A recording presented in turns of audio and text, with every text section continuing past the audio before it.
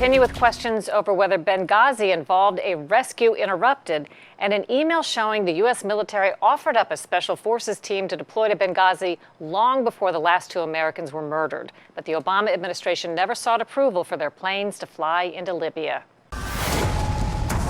State's under attack. Let's go, man. State's under attack. The film, 13 Hours, The Secret Soldiers of Benghazi, recounts the story of CIA agents who say they were prevented from going to the immediate rescue of the Americans under attack a mile away, and no outside military came to help. But now an internal government email shows U.S. Special Forces not far away had spun up during the attack, and sources say they were headed to Benghazi, but were stopped. The new details may help explain why Congress had so much trouble getting direct answers from Obama officials who insisted a rescue attempt was impossible.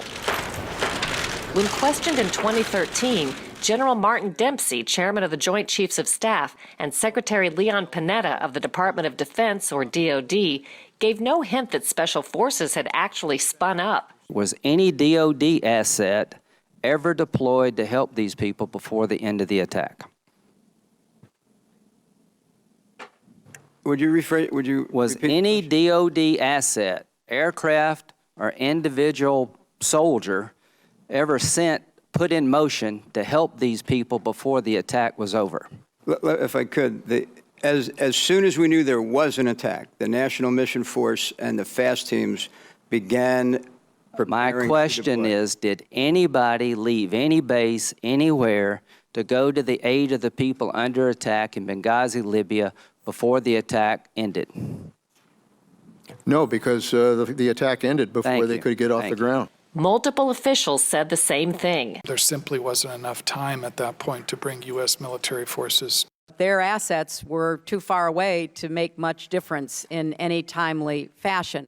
There simply was not enough time for U.S. military forces to have made a difference. Adding to the claims of a rescue interrupted, the leader of a foreign emergency support team in the U.S. earlier testified his squad too was stopped from responding, and a small U.S. military team in Tripoli was ordered not to board a plane for Benghazi during the attacks. Wood says it all implies a decision at the highest level. Otherwise, he believes the military would have gotten in position to respond 5 hours before the Benghazi attacks, when the U.S. faced a related crisis. Islamic extremists overran the American embassy in Cairo, Egypt. Their compound had been breached, and there were people now inside their buildings under protection of Marine guards waiting for someone to bust into the rooms. To me, that would signal that somebody should be getting those reaction forces ready to stand by and perhaps move. And then 5 hours later, when things occurred in Benghazi, and that again, the alarm bell went off and there was no apparent response, that's a pretty tough one to explain. With events transpiring in Cairo, at the embassy in Cairo, I think the decision not to react may have been made very early on in the day when those events were transpiring, so that by the time Benghazi happened, it wasn't going to happen because that decision was made early on. If so, why isn't clear.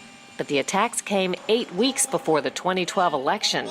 President Obama had campaigned on the idea that he'd sent terrorists running. Al-Qaeda's on the path to defeat, and Osama bin Laden is dead. Critics say deploying the military to terrorist attacks could have been viewed as more harmful to the campaign than the incorrect explanation the administration gave that protesters attacked after being whipped up by an anti-Islamic YouTube video. I know, I understand, Father. A Special Forces soldier for 24 years, Wood says his team and U.S. diplomats in Libya were briefed that if they ever got into trouble, those Special Forces in Europe were tasked with coming to the rescue. They're kept in a high state of readiness just for that purpose. So they're willing and able and ready to jump on. They're like the fire department in any town, in any city in the United States. To illustrate how close the U.S. Special Forces in Croatia were, a commercial flight taking off at the start of the Benghazi attacks with an hour-and-a-half layover in Turkey could still have arrived in Libya before Woods and Doherty were killed. But the special forces offered up by the military ended up at the U.S. naval base at Sigonella, Italy, instead of Benghazi.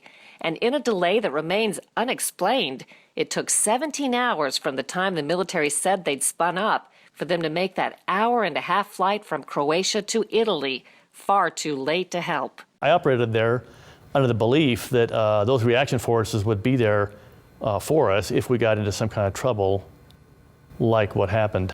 Two groups of testimony given under oath by government officials were there were no forces that could have responded quickly, and that even if they had scrambled more people, they couldn't have gotten there in time to make a difference. I don't believe either of those reflect the truth of what occurred on the ground there. They had forces moving. They could have intervened. They should have intervened. And had they, we likely would have been in a position to save the second two men who bravely sacrificed their lives.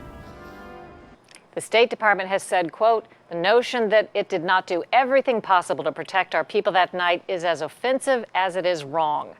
There's one piece of evidence that could help in the debate, the military after-action reports dissecting the military response, but the Pentagon has refused congressional and media requests to see them. Still ahead on Full Measure, the president calls for action on guns and gets a tremendous reaction. We drill down on the use and effectiveness of executive authority.